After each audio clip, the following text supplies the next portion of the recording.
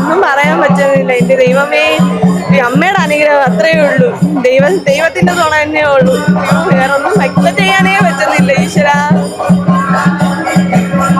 ഇവിടെ തന്നെ വീട് ഇവിടെ അടുത്താണോ? ഇല്ല, ട്രിവാൻഡ്രത്താ, മണക്കാട് ആറ്റുവ ക്ഷേത്രത്തിന്റെ അവിടെ. ചേട്ടൻ ഇത് ആദ്യമായിട്ടാണോ തൂക്കുനേർച്ചയുടെ ആദ്യത്തെ വർഷമാണ്? എങ്ങനെയുണ്ട് അമ്മയുടെ മുന്നിൽ നിൽക്കുമ്പോൾ അമ്മയുടെ ഒരു സേവകനായി മാറുമ്പോൾ ഒരു അനുഭവം എങ്ങനെയാണ്? നല്ലൊരു ഫീൽ ഉണ്ട് ഇവിടെ ആദ്യമായിട്ട് നിന്നപ്പോ.